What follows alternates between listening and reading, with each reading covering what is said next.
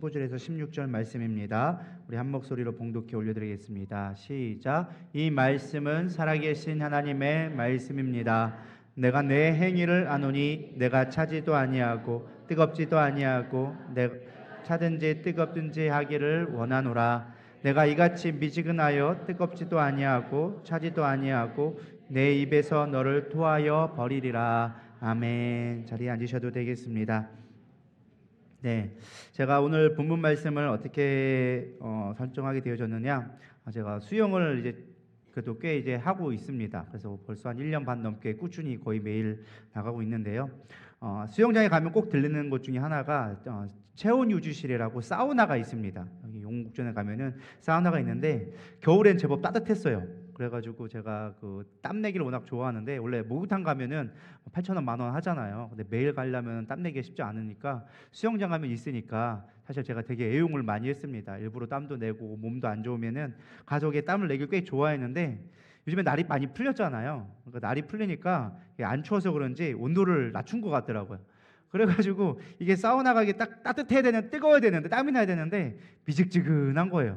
그래서 들어가 있어도 여기가 내가 사우나가 맞는지 그냥 이 안에 들어와 있는 건지 별 차이가 없는 거예요. 그래서 뭐 어쨌든 그냥 지금도 가면은 그냥 의무적으로 그냥 가서 오긴 하는데 매번 느끼는 게 이렇게 미지근하나, 좀 더 올려주면 안 되네, 좀 더 올려주면 안 되겠나, 뭐 이런 생각을 하게 되어집니다. 그래서 문득 엊그저께도 이제 수영을 갔다가 사우나에 앉아 있는데 잠시 주일날 기도하면서 어떤 말씀을 전가해야 될까 생각하다가 마치 사우나처럼 내 신앙이 미지근하진 않았나 하는 생각이 문득 갖게 되어졌습니다.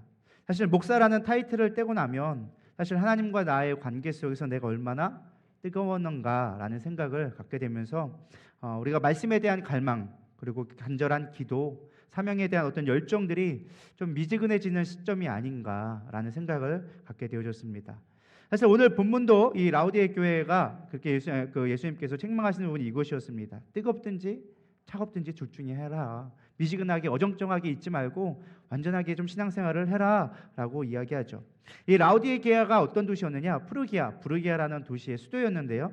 원래 지명은 디오스폴리스라고 해서 원래는 제우스의 도시라고 로마에 직접적으로 지배를 받고 있었던 도시였습니다. 근데 안티오쿠스 2세가 이 지역 이름을 라우디케라는 자신의 아내의 이름을 따라서 바꿔서 라우디게아라는 이름으로 바뀌게 되어졌습니다. 지금은 이제 터키에 해당되는 어떤 데니즐리라는 도시에 해당되어지는데요. 당시에는 그곳이 엄청 금융업이 발달된 곳이었습니다. 그래서 재정이 너무나 많았던 곳이었죠. 근데 그곳에 부족했던 것이 딱 하나가 있었는데 무엇이냐? 돈도 많고 뭐 모든 재정 뭐 풍부하게 넘치는 그런 도시였음에도 불구하고 필요한 것이 있었는데 물이 부족한 동네였습니다. 분지로 형성되어져서 산이 이게 중간쯤에 있다 보니까 물이 부족해서 물을 끌어온 것이 두 가지 수원이 있었습니다. 하나는 어디였느냐? 저기 북쪽으로 9km 위쪽에 있는 히에라폴리스. 여러분 히에라폴리스 가보셨나요? 못 가보셨죠? 나중에 꼭 한번 가기를 원합니다. 저도 터키를 한번 꼭 가기 원하는데 터키에 가면 여러분들이 유명한 관광지 꼭 가는 데가 있습니다. 그게 어디냐? 바로 히에라폴리스인데 여러분 파무칼레라고 들어보셨죠? 파무칼레라고 해서 온천, 하얀색 온천에 이제 있는 저렇게 온천에 야외 온천이 있는 곳이 이 히에라폴리스였습니다. 그래서 로마가 당시에 이제 이곳에서 이제 치료 목적으로 해서 만든 도시 중에 하나인데 이 온천수를 지하에 굴을 파서 이제 9km를 끌어와서 용수를 사용하게 되어졌습니다. 그러다 보니까 이게 오면서 식기 시작하는 거예요. 뜨거운 팔팔 끓는 온천수를 끌어왔는데 9km를 흘러다 보니까 미직지근하게 되어지는 거예요. 물론 그 이제 나오는 그 온천에 원래 우리가 피부에 안 좋으면 온천수를 가잖아요. 우리 필리핀 가서 또 그 해수 온천에 갔다 왔더니 막 피부가 막 다 낫고 막 저도 막 다혜리도 그때 막 여기에 막 짓물러 썼는데 또 거기 갔다 와서 온천 한번 하고 나니까 다 치유가 되었거든요. 그러니까 온천에 그렇게 좀 좋은 치유 효과가 있는 거예요. 그래서 그걸 이용을 하긴 했는데 식수로는 이용할 수가 없었던 거예요. 여러분 온천수 냄새 맡아 보셨나요?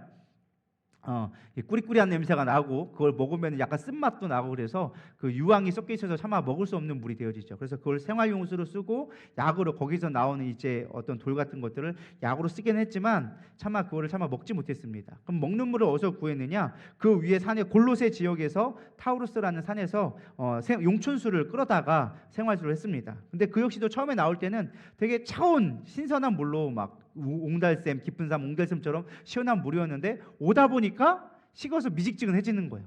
그러니까 물은 먹기는 맛있는데 시원한 그 청량감을 잊어버리는 거죠. 그래서 이 라오디아 교회가 가지고 있는 이 물을 비유해서 신앙을 좀 비유해서 책망해 준 거예요. 야, 뜨겁든지 차라리 차갑든지 둘 중에 하나를 해야지 왜 어정쩡하게 미지근하게 그렇게 신앙생활을 하느냐라고 하면서 책망하는 모습이 나옵니다. 사실 이 미지근한 거에 대한 좀 정의가 좀 필요할 것 같아요. 우리 신앙생활을 좀 적용하려면 우리가 도대체 어떤 게 미지근한 신앙이냐라고 생각을 해보면 사실 많은 사람들이 신앙생활하면서 교회의 헌신도를 연관짓습니다. 막 봉사를 하거나 어떤 열심을 내거나 뭐 예배에 잘을 드리거나 이런 것들을 어떤 내 신앙의 온도로 착각하는 경우가 있는데요. 물론 표면적으로는 어느 정도 비슷할 것 같습니다. 본문에서도 말하는 것 같이 너희들이 뜨겁든지 차갑든지 열심을 내라. 어떤 또 헌신과 연관되어진 건 분명한 사실이지만 그러나 더 깊은 의미는 사실 이런 열정과 헌신과는 조금 다른 의미입니다. 어떤 의미를 갖고 있느냐? 결론부터 말하면 사실은 하나님과의 관계를 이야기해 주고 있습니다. 저를 좀 예를 들어 볼게요. 제가 목사잖아요. 저도 매일 열심히 설교를 준비하고 교회를 거의 열심히 하고 정말 제 삶 가운데 먹고 자는 시간 빼놓고는 거의 교회 일을 한다고 해도 무방할 정도로 거의 매일 교회에 매달려 있습니다. 사람들이 보면 저 늘 열심히 뭐 헌신하고 설교도 하고 예배도 빼놓지 않고 뭐 그러니까 당연히 이 목사는 뜨거운 신앙일 거야라고 추측하실 수 있을 것 같아요. 뭐 그렇지 않게 생각하시는 분들도 있을지 모르겠지만 뭐 대부분은 그렇게 생각할 거라 생각되어집니다. 근데 사실은 제가 아무리 열심히 하고 교회를 열심히 한다고 하지만 하나님과의 관계에 있어서는 미지근할 수도 있다는 거예요. 열심히 설교를 준비하고 매일 성경을 보지만 내가 하나님과의 관계 속에서의 말씀을 보는 게 아니라 어떤 일로서 그걸 보고 내가 어떤 그걸 하는 거에 대한 책임으로서만 그걸 감당한다면 저는 겉모습은 화려할지 모르지만 뜨거울지 모르겠지만 사실 하나님과의 관계 속에서 미지근한 신앙생활을 할 수 있다라는 것입니다. 사랑하는 누레 성도 여러분, 지금 여러분들은 뜨거우십니까? 대답들이 없으신 거 보니까 알아서 생각하기로 믿습니다. 정말 주님과의 친밀 속에서 오는 기쁨과 소망이 있어야 된다라는 것입니다. 이 친밀감은요, 우리가 하나님과에 집중할 수 있도록 만들어주는 거예요. 환경에 영향을 받지 않게 만드는 것입니다. 사람들이 뭐라 하든 비방을 하고 모욕을 하고 핍박을 하든 그것에 흔들리지 않는 이유가 무엇이냐? 하나님과의 친밀한 관계예요. 그 뜨거움에서 오기 시작하는 거예요. 남자가 여자를 사랑하게 될 때, 여자가 남자를 사랑하게 되어졌을 때 다른 거 아무 중요치 않습니다. 부모님이 반대하든 뭐를 하든 정말 그 사람이 정말 사랑한다면 내가 죽으면 죽으리라. 그 사람한테 매이게 되어지는 거예요. 다른 게 보여지지 않게 되어지는 거예요. 근데 사랑이 식게 되어지면은 그때 엄마 말 들을 걸 막 이러면서 그죠? 이렇게 얘기가 되기 시작하는 것이죠. 왜 그런 차이가 만들어질까요? 관계 속에서 만들어지는 거예요. 그 뜨거움 속에서 차이를 만들어낸다라는 것입니다. 우리가 신앙생활이 미지근해지지 않기를 축복합니다. 뜨거워져야 된다라는 것입니다. 근데 제가 성경을 보면서 이런 생각이 들었어요. 뜨거운 것은 대충 알겠는데 그럼 도대체 차가운 것은 뭘까? 왜 차갑다고 했을까라는 생각을 갖게 되어졌습니다. 이 차가운라는 것은요, 사실은 우리가 어떻게 좀 다른 의미로 만약 아예 차라리 신앙생활을 하지 않는 거 이렇게 생각할지 모르겠지만 사실 그런 것을 얘기하는 것이 아닙니다. 제가 가만히 깊이 묵상하다 보니까 사실 이거 차가운 것은요, 우리의 이성을 말하는 거예요. 사실 우리가 가슴은 뜨거워야 되지만 머리는 차가워야 되리라 믿습니다. 신앙생활에서 이 머리가 차가워야 돼요. 이성이 있어야 돼요. 이 생각 없이 신앙생활하면 참 무서운 거예요. 막 가슴은 뜨겁고 한데 머리도 뜨거워. 앞뒤 분간이 안 되는 거예요. 하나 꽂히면 그거에만 막 올인하는 거 상당히 위험한 것입니다. 너도 죽고 나도 죽을 수 있는 거예요. 우리는 이성이 차가워야 되리라 믿습니다. 근데 문제는 이제 머리도 차갑고 가슴도 차가운 사람들이 문제죠. 냉랭해가지고 신앙생활을 하는 건지 안 하는 건지. 그래서 우리가 이 이성은 무엇을 말하느냐? 말씀을 이야기합니다. 우리 요한복음 1장 14절 다 같이 읽어보겠습니다. 시작. 말씀이 육신이 되어 우리 가운데 거하심에 우리가 그의 영광을 보니 아버지의 독생자의 영광이요 은혜와 진리가 충만하더라. 아멘. 이 말씀에 이렇게 나왔어요. 말씀이 육신이 돼요. 그러니까 이성이 우리 가운데 와야 돼요. 말씀이 우리 가운데 와서 채워져야 돼요.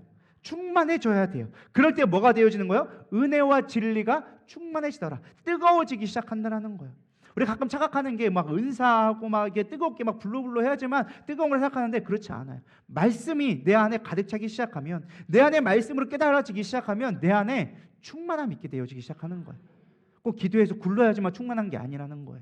물론 제가 그거를 부정하는 게 아니에요. 저는 그걸 너무나 원해요. 그러나 그런 경험이 없이 왜냐면 우리가 머리로만 이해하니까 그런 경험이 없으니까 무너지는 거거든요.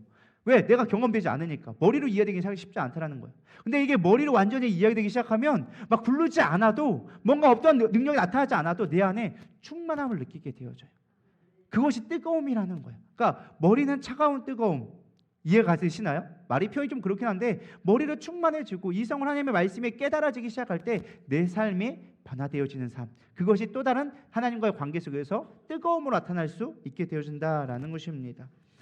그래서 우리 이러한 뜨겁든지 차갑든지라는 것들이 우리 가운데 반드시 필요하다라는 것입니다. 문제는 무엇이냐? 내 삶이 어떻게 뜨거워지는가? 다시 말해서 왜 내 신앙이 미지근해질까를 조금 점검해 볼 필요가 있다라는 것입니다.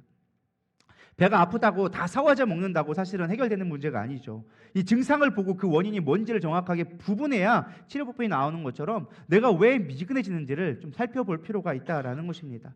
오늘 성경에서는 세 가지로 우리에게 가르쳐주고 있습니다. 첫 번째는 무엇이냐? 우리 17절 다 같이 읽어보겠습니다. 시작. 내가 말하기를 나는 부자라 부요하여 부족한 것이 없다 하나. 중요한 게 첫 번째 이거예요. 내가 부자라서 부족한 것이 없다. 사실 이 에베소 지역과 더불어서 이 라오디아 교회는요, 아까도 얘기했지만 상업 도시로서 재정이 풍부했던 도시였어요. 얼마나 돈이 많았냐면 AD 17년에 대지진이 일어났어요. 정말로 이 터키 지역, 지금도 뭐 터키가 지진이 많이 일어나는데 그 지역에 있는 모든 도시가 거의 폐허가 될 정도로 어마어마한 지진이 일어났습니다. 그러니까 로마가 저 이탈리아에서 있다가 이 소도시가 정말 핵심 도시인데 제우스의 도시라고 부를 만큼 중심되는 도시니까 재건을 해야 된다라고 해서 로마 정부에서 쉽게 말하면 그 우리가 알고 있던 코로나 때 주었던 재난지원금 이런 거를 국가 재단으로 지원해서 재난지원금을 주겠다고 이야기를 했습니다. 모든 도시들이 뭐 에베소라는 이런 도시들이 다 이렇게 지원금을 받아서 도시를 재건하려고 하는데 이 라우디가 있는 그 지역에서 뭐라고 했느냐? 우리는 그런 거 필요 없습니다. 우리는 이미 충분히 돈이 있습니다. 도시 하나 재건하는 정도 충분히 가능합니다. 당신의 우린 지원금을 받지 않겠습니다. 그래서 로마 정부의 재난지원금을 거부했을 만큼 재정적으로 풍부했던 도시였어요. 그만큼 풍부하다 보니까 웬만한 부자는 가가지고 명함도 못 내미는 거예요. 나 100억 부자다? 가가지고 깃방망이 맞는 거예요. 어디 100억 갖고 와가지고 우리 예를 들어서 우리 아랍의 왕자 있잖아요. 아랍의 왕자 거기 가가지고 100억 부자라고 얘기하면은 그냥 뭐 만나지도 않죠. 아랍 부자가 얘기했는데 뭐 일주일 휴가 보냈는데 56억을 썼다고 하더라고요. 그러니까 뭐 그 사람들 앞에서 뭐 부자라고 얘기해봐야 뭐 택도 안 되는 것처럼 거의 라오디에 교회 사람들이 대부분 그런 사람들이었어요. 너무나 부자다 보니까 필요한 것이 없다라고 얘기하는 거예요. 나는 부자라 부족한 것이 없다라는 것이죠. 저는 이 말씀이 우리 삶 가운데 동일한 것 같아요. 우리 삶 가운데 부족함이 없어요. 왜 우리가 미지근해지느냐? 죄송하지만 여러분들 가운데 부족함이 별로 없게 되어지는 거예요. 다시 말하면 영적인 갈급함이 없게 되어졌다라는 것입니다. 마태복음 5장 3절은 얘기합니다. 심령이 가난한 자는 복이 있나니 천국이 그들의 것이며라고 말씀해 주고 있습니다. 심령이 가난해야 되는데 우리는 심령이 가난하지 않습니다. 심령이 너무 배불러 있다라는 것입니다. 우리의 육신의 뱃살은 신경 쓰면서 왜 영혼의 뱃살들은 신경 쓰지 않는지 모르겠습니다. 이 뱃살이 찌기 시작하면 혈관이 막혀서 사실 뭐 뇌졸중이라든지 심혈관질이라든지 여러 질병들을 갖고 오게 되어지는데 영적인 이 기름깨를 우리는 생각하고 있지 않다라는 거예요. 영적으로 너무 배불러. 다 부족함 없어. 말씀 알 만큼 알고 예배 드릴 만큼 드렸고 할 만큼 내가 했어. 나는 부족한 것이 없어 라고 생각하니까 우리 안에 간절함이 없는 거예요. 뜨거움이 없게 되어진다라는 것입니다. 우리가 착각하는 게 돈이 많으면 잘 사는 거라고 착각합니다. 돈이 많으면 잘 사는 게 아니라 그냥 부자인 것 뿐입니다. 잘 사는 건 사실은 돈이 많다와 없다라고 결정되는 것이 아니라 관계 속에서 우리는 잘 사는가 못 사는가가 결정되어집니다. 아무리 돈이 많아도 외로우면 스크루지처럼 외로울 수밖에 없는 거예요. 그러나 관계가 좋으면 우리는 행복을 느끼게 되어지고 우리는 삶의 의미를 발견하게 되어지는 것입니다. 영적으로도 마찬가지예요. 영적으로 우리가 너무 부요해지니까 하나님과의 관계를 여기지 않으니까 우리는 늘 배부르다라고 얘기하면서 하나님이 필요치 않다라는 것입니다. 그럼 그렇다면 도대체 심령이 가난하다는 게 도대체 무슨 뜻이냐? 심령이 가난하다라는 건요, 내가 완전히 파산되어진 거예요. 내가 하나님 없이는 살 수가 없습니다. 하나님의 도움이 없이는 내가 견뎌낼 수가 없습니다 라고 고백하는 것이 진정한 심령의 가난함이라는 거예요. 사실 성경에서 말하는 가난함은 어떤 육체적인 어떤 물질적인 것을 의미하는 게 아니에요. 하나님과의 관계 속에서 오는, 당신이 없으면 나는 살 수가 없습니다. 마치 어린아이가, 희겸이가 엄마 없으면 두려워하고 엄마 없으면 안 돼라고 엄마를 부르짖는 것처럼 그것이 심령의 가난함이라고 성령은 이야기해주고 있는 것입니다. 여러분, 심령의 가난함이 있기를 소망합니다. 그럼 어떻게 우리 심령의 가난함을 회복할 수 있느냐? 18절에 이렇게 얘기해주고 있습니다. 내가 너를 권하노니 내게서 불로 연단한 금을 사서 부유함을 얻으라 라고 얘기하고 있어요. 앞에서는 육적인 걸 얘기했다면 뒤에서는 영적인 걸 얘기해주고 있어요. 너희들 심령으로 가난하니까 그 가난함을 위하여 줘서 불로 연단된 금을 사서 부유하게 되라. 영적인 부유함을 누려라 라고 이야기해주고 있는 것입니다.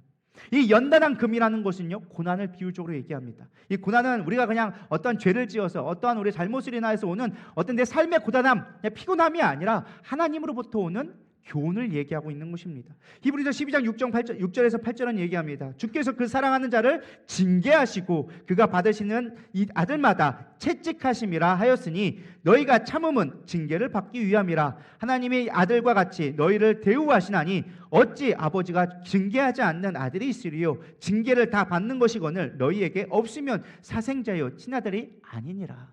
여기서 징계는 테크노니아라고 얘기합니다. 가르치다, 훈육하다, 올바른 길로 가게 만들다. 그게 바로 여기서는 징계 혹은 여기 말하는 연단이라고 이야기해주고 있는 것입니다. 하나님이 우리를 이끌어 가시는 방향, 그 말씀 가운데 우리는 끊임없이 연단되어져야 되리라 믿습니다. 조금만 힘들면 가장 먼저 포기하는 게 뭐예요? 우리의 신앙을 포기하는 거예요. 조금만 힘들면 예배를 타협하고 말씀과 기도를 미루고 가장 중요하게 붙들어야 될 하나님과의 관계를 우리는 너무나 쉽게 포기하는 거예요. 회사 일이 좀만 바빠도, 조금만 내 건강이 안 좋아도, 조금만 기분만 나빠도 우리가 가장 먼저 포기하는 이런 것들. 그게 왜 그래요? 신앙이 미지근해졌기 때문에 그런 거예요. 하나님이 아니면 해결되지 않는다는 갈망이 사라지니까 내 방법을 찾기 시작하는 거예요. 내 안에 영적인 부유함을 다른 것들로 찾기 시작하는 것입니다. 우리 안에 그런 것들이 해결되기를 소망합니다. 정말 하나님 앞에 내가 연단되어지기를 소망합니다. 욥기 23장 10절은 얘기합니다. 우리 다 같이 읽어보겠습니다. 시작. 그러나 그분은 내가 가는 길을 아시지. 그분이 나를 시험하는 후에는 내가 정금같이 되겠지. 이게 우리나라 번역하니까 되는 거예요. 정금같이 되어진다고 얘기해주고 있습니다. 우리가 연단을 받아야 돼요. 훈련을 받아야 돼요. 주님 앞에 가르침을 받아야 된다라는 것입니다. 주님, 말씀이 내게 깨닫게 하여 주시옵소서. 말씀이 나를 연단케 하여 주시옵소서. 순종할 수 있도록 나를 인도하여 주시옵소서. 그 길이 힘들고 어렵다 할지라도 내가 그 길을 걸어갈 수 있도록 내 마음 가운데 주님 뜨겁게 하여 주시옵소서. 고백할 수 있는 저런 되기를 소망합니다. 또 하나는요, 육체적인 훈련이 또 필요하다라는 것입니다. 디모데전서 4장 8절은 얘기합니다. 육체의 연단은 약간의 유익이 있으나 경건은 범사에 유익하니 금생과 내생에 약속이 있느니라. 연단의 또 다른 의미는요, 훈련을 의미합니다. 신앙의 훈련이 필요하다라는 것입니다. 여러분 얼마나 기도 훈련을 하고 있습니까? 묵상을 얼마나 하고 있으며 성경 공부를 위해서 여러분 얼마나 시간을 내고 있으며 예배의 훈련과 소그룹 등 여러분 얼마나 내 신앙의 훈련을 하고 있습니까? 죄송스럽지만 예배로 그냥 주일날 한번 왔다 가는 것만이 여러분들의 신앙의 전부라고 생각한다면 여러분 훈련받기를 좋아하지 않는 거예요. 미지근한 신앙으로 지금 신앙생활을 하고 있는 거예요. 내 안에 갈급함이 있어야 돼요. 하나님을 찾고자 하는 갈망이 있어야 그것이 나의 하나님과의 관계로 이루어지게 되어지는 거예요. 그것이 뜨거운 신앙으로 만들어지기 시작하는 거예요. 근데 갈망이 없어. 하나님을 알고자 하는 욕망이 없어. 여러분 사랑하는 사람이 있는데 그 사람을 알고 싶은 마음이 없나요? 저 사람이 뭘 좋아하나? 어떤 걸 싫어하나? 함께 같이 있고 싶고 그런 시간들이 있어야 정말로 그게 뜨거운 사랑이지 그냥 있나 보다. 그냥 주일에 한번 보는 걸로 전화 한번 하는 걸로 끝났다. 여러분 그건 정말로 사랑하는 모습이 아니라고 저는 생각되어집니다. 참 안타까운 게 제가 학열사를 하잖아요. 사실 참 안타까운 게 물론 지금까지 해서 많은 분들이 지금 학열사를 하시고 한 20여 명까지 많은 사람들이 하고 참 감사한 일이에요. 근데 안타까운 건 1도 관심 없는 사람들도 우리 교회 가운데 많다라는 거예요. 나랑은 상관없는 일이야. 여러분 학열사를 제가 왜 하는 걸게요? 한 사람 한 사람을 같이 양육하고 갈 수 있는 우리가 배울 수 있는 것들을 만들기 위해서 사실은 그걸 하는 거예요. 여러분 얼마나 성경을 여러분 배우기에 애쓰고 있습니까? 얼마나 내가 성경하게 기도해 하나님과 기도하는 훈련들 가운데 함께하고 있냐라는 것입니다. 우리가 그 시간들을 함께하지 않는다면 그 시간들을 투자하지 않는다면 내 열정이 사실은 뜨거워지기가 어렵다라는 거예요. 학열사를 하고 나면 꼭 간증이 이게 있어요. 뭐냐면 학열사를 할 때는 막 회복되는 것 같아. 그러다 학열사 끝나고 잠깐 인터벌이 있잖아요. 쉬는 시간 있잖아요. 그 사람들이 했던 동일한 고백은 무엇이냐? 학열사 언제 시작해요? 할 때는 내가 회복되는 것 같은데 물론 힘들기도 하고 어려움도 있지만 할 때 회복되는 것 같은데 하고 나서 쉬는 시간이 되어지니까 내 인생이 뭔가 내 마음 가운데 공허함이 있다라는 거예요. 채워지지 않는 뭔가 있다라는 거예요. 왜? 하나님을 향한 그 열망이 사그라들기 시작하는 거예요. 여러분 우리의 몸은 단순합니다. 훈련하지 않으면 게을러져요. 여러분 앉아있잖아요. 눕고 싶으면 자고 싶은 게 우리의 본성이에요. 우리의 영혼도 똑같아요. 우리의 영혼을 훈련하지 않으면요 게을러진다니까요. 하나님 없어도 사는데 전혀 불편함이 없게 되어진다는 거예요. 우리의 영혼들을 훈련할 수 있기를 축복합니다. 그렇게 되기를 간절히 축원합니다. 강권합니다. 제발 좀 하나님 말씀을 찾았으면 좋겠어요. 하나님 말씀 안 되면 여러분끼리라도 성경 공부를 하든지 여러분 뭔가 할 수 있는 묵상 훈련을 하든지 찾으셔야 돼요. 그럴 때 우리의 신앙이 뜨거워지기 시작하는 거예요. 미지근한 신앙, 그저 그런 시간, 주일만 왔다 갔다 하는 시간으로 만족하는 것이 아니라 정말 주님을 만나고 새로운 삶이 시작되기 시작한다라는 것입니다. 두 번째는요, 영적인 시선을 가져야 한다라고 얘기해주고 있습니다. 17절에 보면 눈먼 것과라고 얘기해주고 있어요. 왜 눈먼 것을 얘기해주고 있느냐? 라우디의 경우는 아까도 얘기했지만 온천수가 나오는 곳이에요. 근데 온천수를 끌어오다 보니까 그것들이 이제 돌로 되어집니다. 이렇게 보면은 뭐 프리기아라고 얘기를 한다고 하더라고요. 근데 그거를 갈아가지고 이렇게 연고르식으로 만들면, 기름하고 섞어서 연고를 만들면 안약이 된대요. 이게 피부에 좋고 해가지고. 그래서 상처 치료약이나 뭐 이런 것들을 만드는데, 당시에 이제 안과가 생길 정도로, 그 고대의 안과가 생길 정도로 상당히 이 안약이 유명했던 곳 중에 하나가 라우디게였습니다. 그거를 얘기해서 하는 거예요. 너희들이 겉으로는 눈을 치료하고 많은 걸 보게 한다고 하지만 정작 영적으로는 너희들이 보지 못하는구나. 영적으로 너희들이 얼마나 피폐해져 있는지를 보지 못하는구나. 그래서 뭐라고 말씀하시냐? 18절에 안약을 사서 눈에 발라 보게 하라 라고 얘기해주고 있어요. 여기서 말하는 앞에 있는 안약이 아니겠죠. 육적인 안약이 아니라 무엇을 얘기하고 있어요? 영적인 안약을 얘기하는 거예요. 영적인 안약은 무엇이냐? 분별력을 말하는 거예요. 하나님이 우리에게 주신 이 안약이 있습니다. 두 가지 약이 있는데 뭘까요? 구약과 신약이 있어요. 그래서 이 약을 눈에 잘 바르시길 바랍니다. 성경의 약을 잘 발라야 돼요. 여기 있는 약을 여러분들 날마다 그 약을 발라야지만 여러분 가운데 영적인 분별력이 생기기 시작한다는 거예요. 영적인 시선이 생기기 시작한다는 거예요. 영으로 볼 수 있는 눈들이 떠올리기 시작한다는 거예요. 여러분, 우리가 두 눈이 가졌다고 해서 영적인 눈을 볼 수 있는 게 아니에요. 우리는 육체적인 것만 보게 되어지면 육적인 것만 보게 되어지는 거예요. 모든 것이 육적으로 해석되어져요. 우리는 보는 대로 생각하고 보는 대로 이해하게 되어져 있어요. 여러분 생각해 보세요. 맨날 싸우는 것만 보고 맨날 욕하는 것만 보기 시작해봐요. 뭐만 보일까요? 그런 것만 보인다니까요. 사람이 웃긴 게 참 그게 보여요. 제가 목사니까 이게 목회자는요 갈 때마다 그런 것만 보여요. 설교 제목, 설교 썰 것만. 그게 왜 그래요? 그것만 보이는 거. 구두 장수는 구두만 보이고 우산 장수는 우산만 보이는 것처럼 그 자기가 보는 것이 자기의 생각을 주관하게 되어져 있어요. 우리가 말씀을 볼 때 말씀이 이끄는 삶이 되기 시작하는 거예요. 그래야 영적인 눈이 생기기 시작하고 영적인 분별력들이 생기기 시작하는 거예요. 그래야 가슴이 뜨거워지기 시작하고 하나님 뜻대로 살아갈 수 있는 자가 되어지는 것입니다. 근데 우리가 맨날 보는 게 육적인 것만 보고 드라마 보고 있고 오늘 이 드라마 봤는데 빨리 언제 나오나, 다음 편 언제 나오나 이런 것만 보고 있으면 우리 삶 가운데 영적인 일들이 일어나지 않겠죠. 신앙생활이 그냥 미지근하게 되어지는 거예요. 그냥 주일날 가는 거로 만족해요. 충분해. 빨리 가서 드라마 봐야 되는데 오늘 끝나고 있다가 저녁 때 뭉찬하는데 막 이런 거 보고 있거든요. 전 주일날 가장 큰 낙이 주일날 오후에 가가지고 뭉찬 보는 거거든요. 근데 그렇게 되는 거예요. 우리가 말씀에 묵상하고 늘 말씀으로 나아가야 언제나 분별력이 생기게 되어진다. 빨리 끝나야 되니까. 세 번째, 정체성을 회복해야 된다라는 것입니다. 17절에 얘기합니다. 벌거벗은 것을 알지 못하는도다.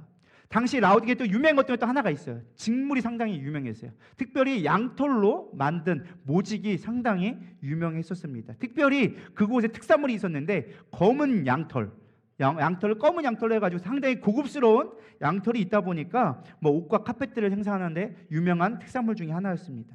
그러니까 그거 갖고 비유하는 거예요. 너희들이 좋은 옷을 입었다고 막 자랑하고 다니는데 정작 너희들이 영적으로는 발가벗은 것을 알지 못하느냐. 이 발가벗었다는 게 뭘까요? 정체성을 얘기하는 거예요. 옷은요 우리의 정체성을 얘기합니다. 경찰은 무슨 옷을 입어요? 경찰 옷을 입어요. 우리는 딱 보면 아는 게 뭐 때문에 그래요?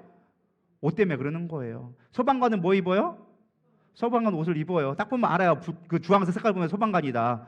군인은 군복 딱 입어요. 군인도 딱 직분이 나와져요. 이게 누가 누구냐, 해군이냐, 해병대냐, 공군이냐, 딱 옷만 보면 다 알아요. 왜 그래요? 그 옷이 정체성이기 때문에 그래요. 우리도 마찬가지로 성경에서 말하는 것은요 옷은 정체성을 얘기합니다. 특별히 흰 옷을 입으라 라고 얘기해주고 있어요. 뭐예요? 흰 옷은 거룩함을 상징합니다. 너희는 거룩한 나의 선택된 백성이야. 그 백성된 것을 왜 알지 못하니? 너희들의 정체성이 도대체 어디 있니? 발가벗겨진 것처럼 너희 정체성 없이 세상이 입혀주는 대로, 세상이 보는 대로 살아가는 게 얼마나 어리석은 것인지 아느냐. 그걸 책망해주고 있는 거예요. 여러분 지금 어떠한 옷을 입고 있습니까?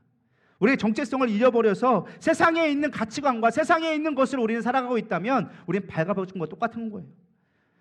왜 뜨거워지지 않는가? 왜 미지근해지고 살아가는가? 세상과 혼용되기 때문에. 세상의 가치관이 나를 정의하기 때문에 우리는 흔들릴 수밖에 없다라는 것입니다. 그리고 이 세 가지, 옷을 사 입어라, 안약을 발라라, 너희들 부유하다고 얘기하지 말아라, 너희들 그 금을 사라라고 할 때 중요한 반복되는 단어가 하나가 있어요. 뭐게요? 사서라는 말이에요. 사라는 거예요. 이 산다라는 건 무엇이냐? 대가를 지불하라라는 것입니다. 우리가 신앙생활 할 때 반드시 필요한 건 대가 지불이 필요해요. 십자가의 대가 지불이 반드시 필요하다라는 것입니다. 우리의 신앙이 왜 차가워지느냐? 대가 지불하려고 하지 않는 거예요. 핍박 앞에 우리의 대가 지불하려고 하지 않고, 쾌락 앞에 우리가 대가 지불하려고 하지 않는 거예요. 나가면 좋죠. 나가면 얼마나 좋아요. 해외여행 가면 얼마나 즐거워요. 그거를 포기할 수 있는 대가 지불이 있을 때 우리가 하나님 앞에 은혜로 살아갈 수 있는 거예요. 그렇다고 뭐 해외여행 가지 말라 이런 말이 아니에요. 가세요. 갈 수 있으면 가세요. 그것도 은혜인데 하나님이 주신 얼마나 축복이에요. 그러나 그것 때문에 여러분 신앙이 빼앗기지 않았으면 좋겠습니다. 타협하지 않았으면 좋겠습니다. 세상의 즐거움 때문에, 사람들과의 관계 때문에, 세상 일 때문에 여러분 타협하지 않기를 소망합니다. 그걸 타협하는 순간 여러분들 모르는 사이에 정체성을 잃어버리고, 그러다 보는 순간 내 마음이 미지근해지기 시작하는 거예요. 여러분 목숨 걸고 지키기 시작하잖아요. 그걸 양보하지 않기 시작하잖아요. 그게 망할 것 같지만 망하지 않는다니까요. 망할 것 같지만 그것이 나를 지키는 보호막이 된다니까요. 오히려 그로 인하여서 내가 더 큰 것을 바라보게 되어진다라는 것입니다. 우리 가운데 진정한 하나님의 은혜가 회복되기를 소망합니다. 그러면서 19절에 기록합니다. 내가 사랑하는 자를 책망하여 징계하노니 그러므로 내 열심을 내라, 회개하라. 우리가 뜨거운 다시금 신앙을 회복하기 위해서 두 가지를 명령해 주고 있습니다. 첫 번째는 열심을 내고, 두 번째는 회개하라. 이 열심을 내다라는 것은 단지 우리의 어떤 노력이나 이런 것을 얘기하는 것이 아니에요. 주님께 집중하라라는 거예요. 여러분 지금 여러분들이 빼앗긴 시선이 어디에 있습니까? 가족에게 있습니까? 돈에 있습니까? 연애에 있습니까? 여행에 있습니까? 주식에 있습니까? 여러분의 한눈 팔린 것이 무엇인가라고 생각해 볼 수 있기를 소망합니다. 주님 앞에 집중하기를 소망하십시오. 주님을 내가 바라보겠다는 결심을 할 때 그것이 우리 가운데 열심을 내는 것이라고 성경은 이야기해 주고 있습니다. 두 번째는 회개하라는 것입니다. 관계를 의미합니다. 성경에서 죄는요, 하나님과의 이별입니다. 아담과 하와가 범죄했을 때 그들의 받은 심판은 죽음이 아니라 사실은 이별이에요. 이 죽음이 성경에서 말하는 타나토스, 이별을 얘기하는 거예요. 결별을 얘기하는 거예요. 하나님을 향하지 않는 것, 그것이 성경에서 말하는 가장 큰 죄입니다. 그래서 회개하라는 것은 죄로부터 돌이키라는 거예요. 하나님 앞에 돌아오라는 거예요. 여러분 하나님과의 관계 속으로 다시 돌아오기를 축복합니다. 하나님 앞에 돌아오셔야 돼요. 이제 말씀을 정리하려고 합니다. 제가 어제 지구마블을 보게 되어졌어요. 제가 여행을 좋아해가지고 보게 되어졌는데 여러 분명히 나오죠. 뭐 이제 곽튜브도 나오고, 뭐 파리보틀도 나오고, 원지라고 해서 뭐 이렇게 세 명의 팀을 이루어서 세계 여행을 하는 건데요. 곽튜브하고 G.O.D의 박준영이 한 팀이 되어져서 포르투갈에 모여서 여행을 하는 모습이 나왔습니다. 사실 원래는 이 포르투갈에서 아마 작가들이 그 김태호 피드가 여행지를 미리 섭외를 해놨어요. 그리고 여기를 갔으면 좋겠다라고 추천을 해줬습니다. 근데 갑자기 이 박준영이 자기에게 원래 꼭 가보고 싶은 곳이 하나 있다. 내가 원래 여기를 예상하지 않았는데 포르투갈 오니까 나 여기 꼭 한번 가보고 싶다.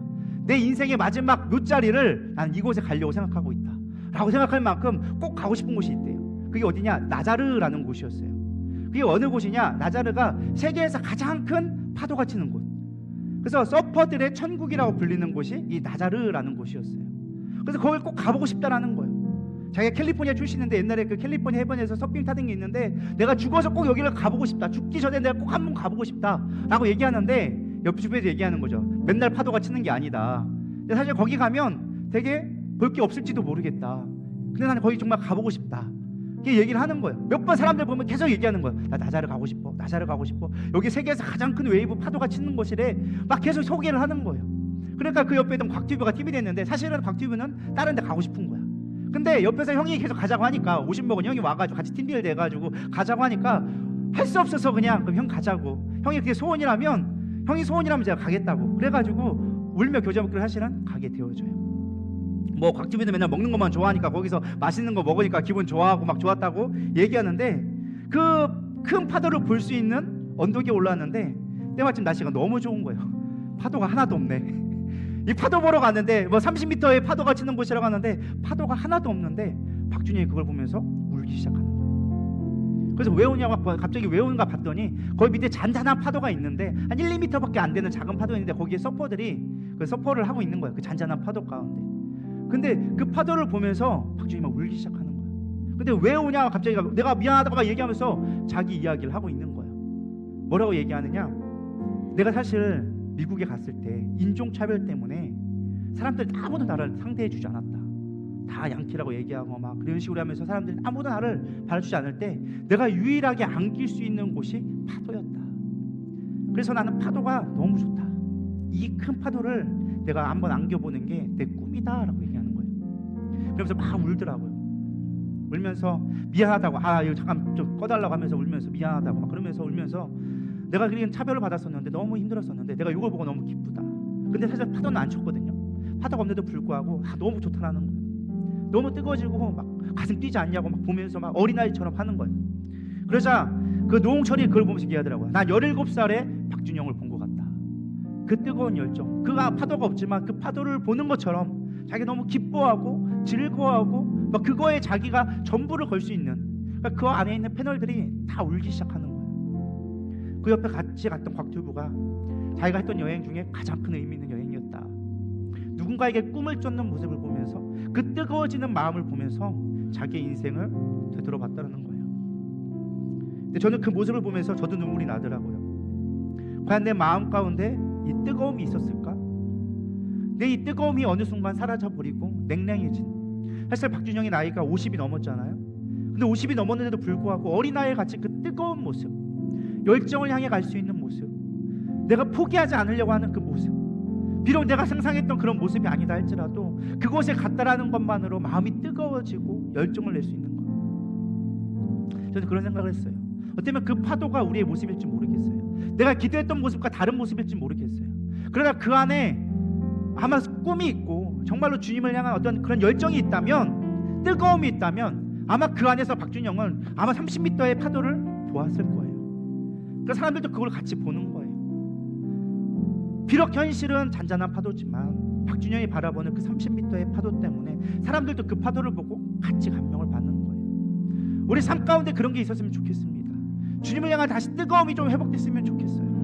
저도 목회를 하다 보니까 어느 순간 익숙해지기 시작하는 거예요. 답답한 거예요. 맨날 똑같은 것 같아. 변화가 없어. 삶이 도대체 뭐 하는 거지? 열정이 내가 무엇을 위해 살았던가? 뭔가 내 마음 가운데 정말 뜨거운 곳으로 갈 수 있는 게 있을까? 내가 나를 심장을 뛰게 할 것이 무엇이 있을까? 차갑게 싸늘하게 식어버린 나의 심장, 신앙의 열정들, 내가 정말 주님을 사랑한다고 고백할 수 있을까? 그런 마음이 들면서 사실 저도 모르게 가슴이 좀 뜨거워졌던 것 같습니다. 우리 다시 뜨거워집시다. 스스로 뜨거워질 수 없다면 전자레인지라도 들어가 보시기 바랍니다.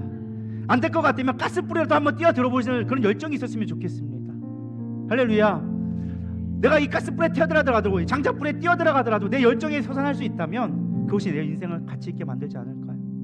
정말 우리가 뜨겁지 않는다면, 이 신앙의 열정을 회복하지 않는다면 여러분 매일마다 왔다 갔다 하는 신앙으로 진정한 우리의 천국을 누리지 못할 거라고 믿습니다. 저 여러분 가운데 그런 열정이 있었으면 좋겠어요. 주님을 깊이 있게 좀 찾아보고 헌신해보고, 정말로 내가 무엇을 위해 신앙생활을 하는지 그저 남들이 좋다고 하니까, 누가 가자고 하니까 가는 것이 아니라 정말로 주님을 만나서 내 안에 뜨거움, 그 사랑이 다시금 회복될 수 있기를 축복합니다. 그렇게 되기를 축원합니다. 아멘. 우리 이 시간 다시 일어나, 우리 그런 의미에서 우리 몸을 한번 일어서 볼까요? 다시 일어나서 우리 찬양 한번 올려드리도록 하겠습니다.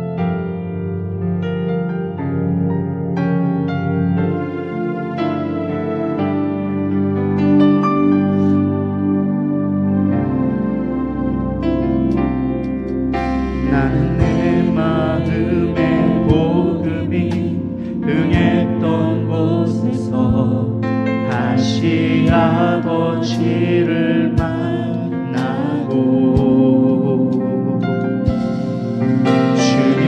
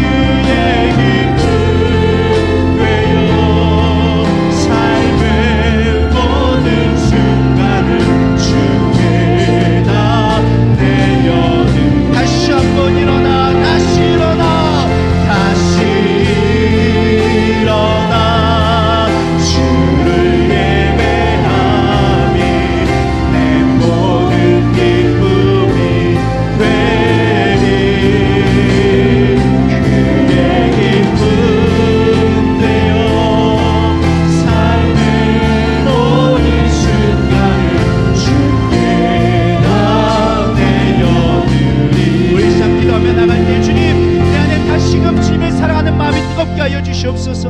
미지근해져 버린 나의 신앙, 아무 반응이 없고 찬양을 불러도 말씀을 들어도 반응하지 않는 나의 굳어버린 마음, 이 시간 채하여 주시옵소서. 성령의 불로 태워주시옵소서. 나의 신앙의 열정이 다시금 타오르며 하나님 앞에 나의 전부를 들을 수 있는 나의 신앙의 삶의 목적이 분명해질 수 있도록 주님 이 시간 나에게 성령의 능력 더입혀 주시옵소서. 우리 고백하는 마음으로 주여 한번 부르며 기도하겠습니다. 기도하십시오. 주여. 하나님, 나의 마음 가운데 얼마나 뜨거운 마음이 있으십니까? 냉랭해진 나의 마음, 차가워진 나의 마음, 소망도 없고 열망도 없으며 그저 하루하루 보내는 나의 연약한 모습들, 하나님은 알기보다 세상에 있는 모든 것들에 세상의 부여함에 빠져서 나에게 부족함이 없다 말하는 나의 연약함, 하나님이 전대로 놓게 하여 주시옵소서. 주님으로 갈망하게 하여 주시옵소서. 목마른 사슴처럼 주님을 찾기를 원하나이다. 다시금 주님 앞에 몸부림칠 수 있는 시간 되게 하여 주시옵소서. 나의 삶의 모습들 가운데 얼마나 주님을 찾았습니까? 얼마나 주님을 몸부림쳤습니까? 하나님 다시금 찾게 하여 주시옵소서. 기도하며 말씀으로 주님을 부르짖는 우리의 모습 될 수 있도록 하여 주시옵소서. 아버지로 옛날스러워 옛날스러워 위바바바 옛날스러워 여러바바바 옛날스러워 위바바바바 옛날스러워 위바바바바 옛날스러워 주님 우리 안에 묵사여 주시옵소서. 다시금 성령의 불을 내려주시옵소서. 다시금 주님으로 인하여 거지게 하여 주시옵소서. 잃어버린 우리의 신앙, 잃어버린 우리의 열정, 잃어버린 나의 아버지 영광의 감각들을 회복시켜 주시옵소서. 어지러워 옛날스러워 바바바바